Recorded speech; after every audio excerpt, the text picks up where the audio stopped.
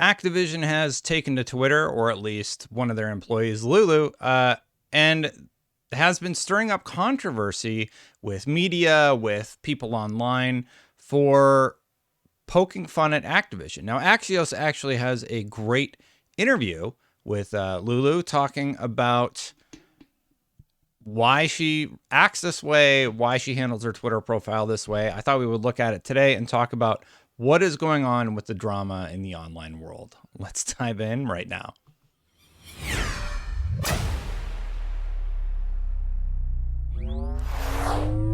So right off the bat, let me just say that I actually really appreciate that Activision has taken this strategy of being more direct and more open with their sense of humor, even if I think her tweets are pretty groan-worthy because they're not funny or really bad puns, The Last of Us one in particular. But anyway, I appreciate this. Like, I think people are allowed to be human. I think people should take the stick out of their butts, so to speak, and allow people to have a little bit more fun. Let's read her stance on it, because I think she says some interesting things. And then, and just as a note, if you want to be critical about Lulu, like, there's other stuff that you can be critical about, like their handling of the lawsuits, not the Activision lawsuit, but the other things that are going on at the company. And I think that sort of leaves you open. But posting memes, like, if that's what sets you off, I mean, I think you're aiming at the wrong target. So let's read what the Axios interview said. Interview embattled Activision Blizzard, plans to be more outspoken. And I've highlighted a few key areas. In gaming, Sony is the first of us, and they will be just fine without the FTC's protections, she tweeted. That was in reference to how well the Last of Us TV show is doing. And she used that as sort of like a pun about how Sony is in first place, Activision and Microsoft are not, and basically poking fun at them. And she acknowledged that there was some internal conversation about this tweet, actually. She acknowledged some internal worry about the thread, specifically over whether it would anger Sony, which opposes the deal but also works with Activision to bring Call of Duty and other top company franchises to PlayStation.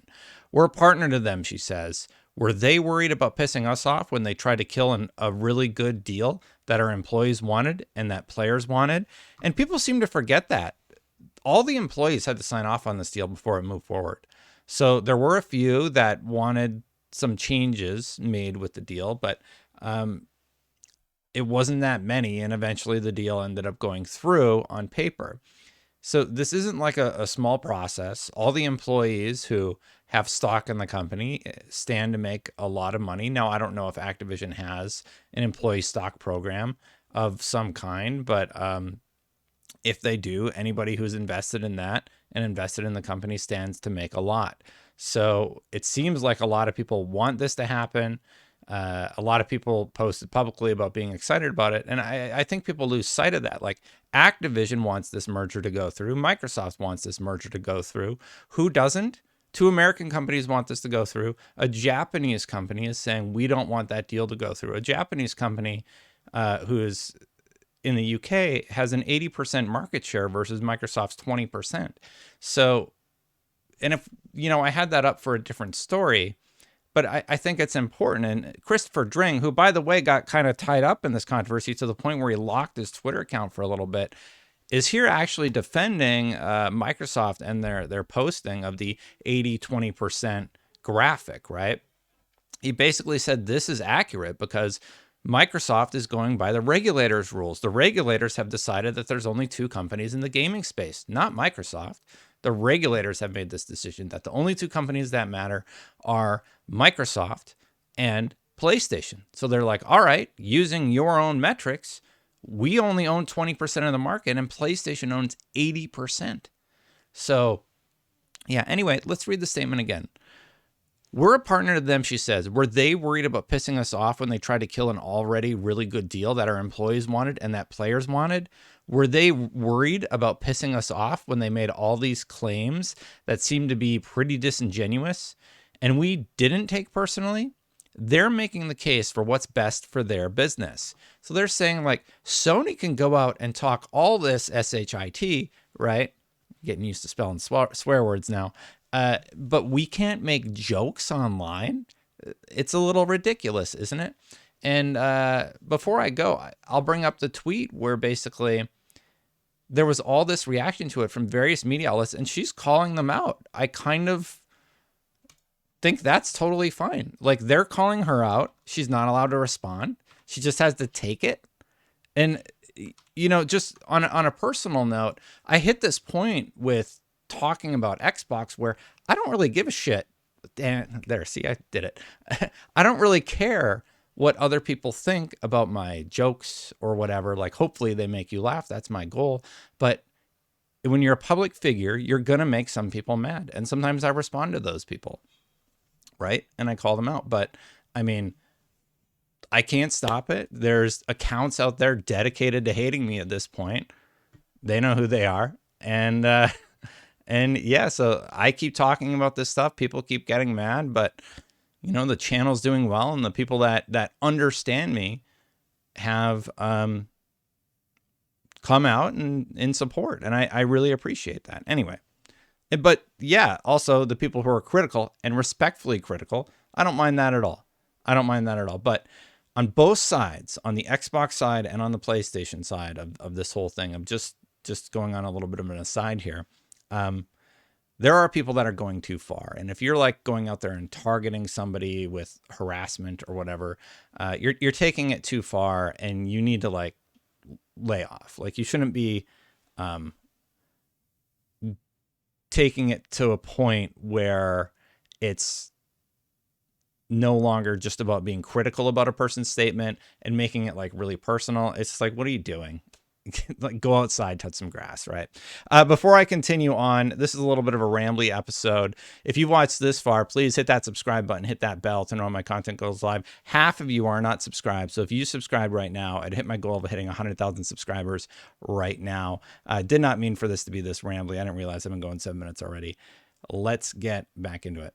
Initially, Maservi served on the board's Workplace Responsibility Committee charged with assessing company reforms. It was also empowered to restore CEO Bobby Kotick's salary, which Kotick had lowered to a minimum at the height of the scandal, and even grant him a $22 million bonus if reforms were deemed sufficient. She says neither has happened because neither Kotick nor the board has pushed for it.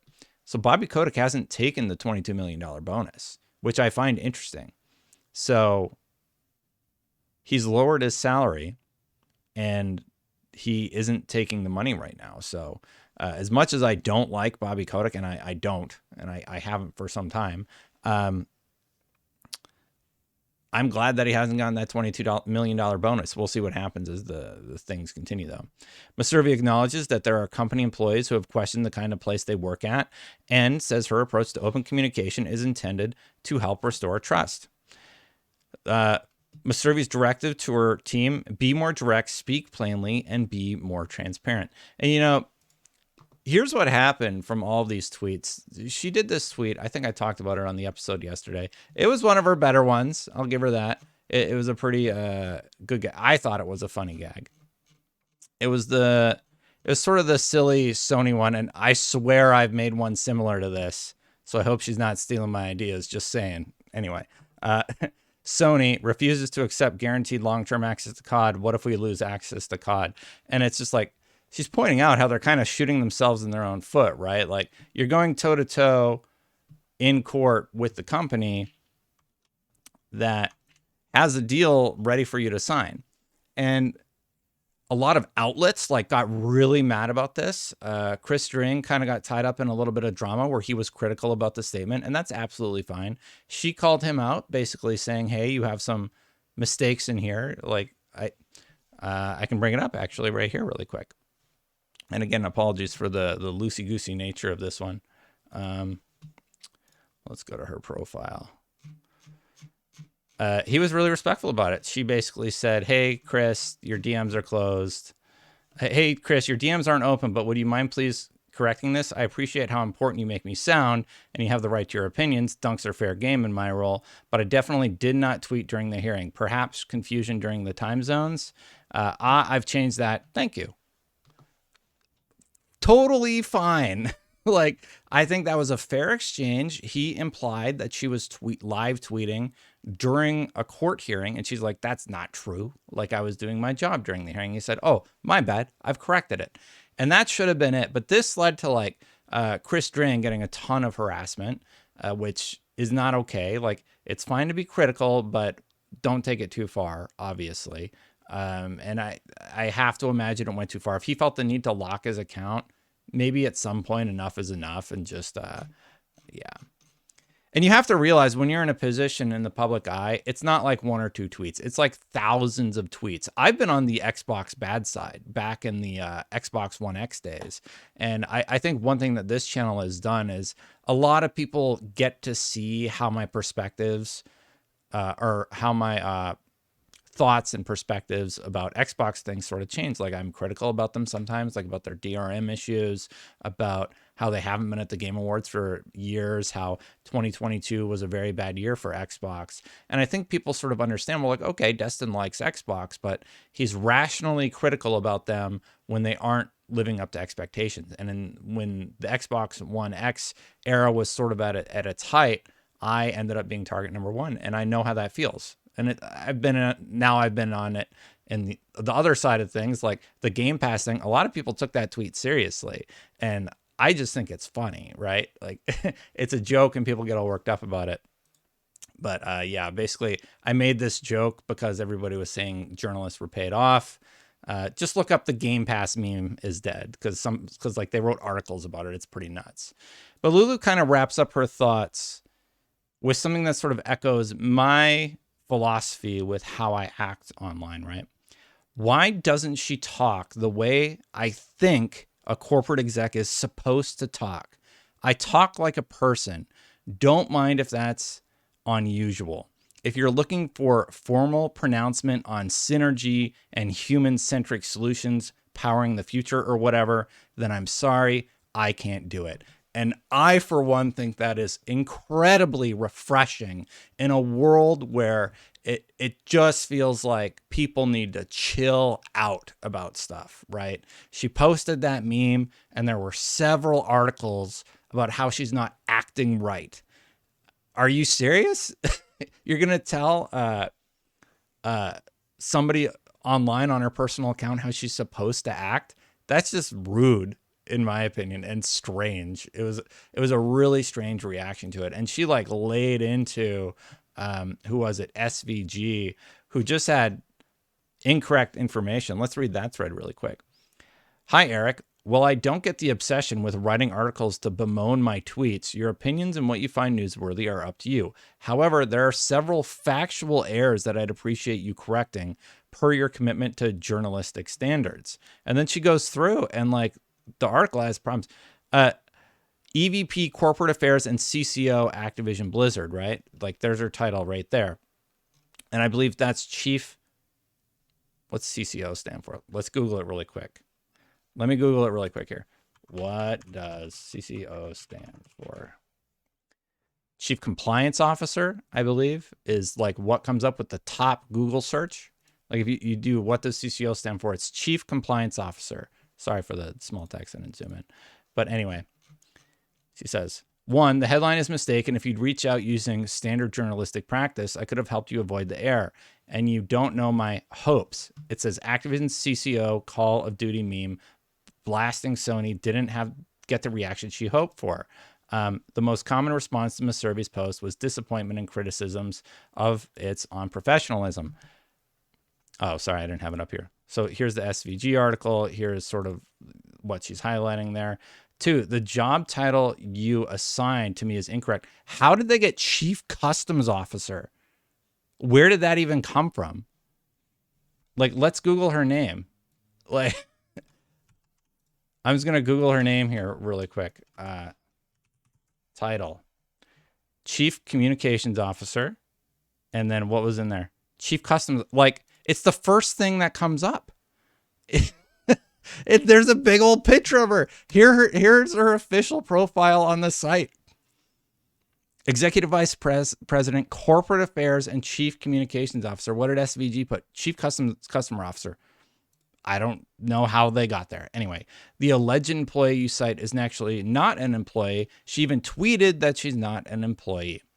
4, this is not my work account. That's why my BIOS is personal. Most of my work is stuff you never see again. I would have explained that if you'd asked. FYI, there are some typos and grammatical errors throughout the article. Not a big deal, but happy to flag them if useful. Given SVG's commitment to objectivity, accuracy, and corrections, I hope you will make and disclose these changes. Your commentary is your prerogative, albeit better if clearly identified as opinion, but the factual errors should be fixed. Thank you for consideration. And check this out. The senior managing editor of SVG reached out to rectify this. They confirmed this fell short of their standards, and instead of trying to correct it piecemeal, have just taken down the article entirely. It was a high integrity move, and I appreciate it. Thanks, SVG. So what was the alternative? She just lets this article be out in the wild and with information that's incorrect. It's an op-ed opinion piece, right? It should be labeled as such, and then you can kind of say whatever you want. You should get her title right, which is insane to me that didn't happen.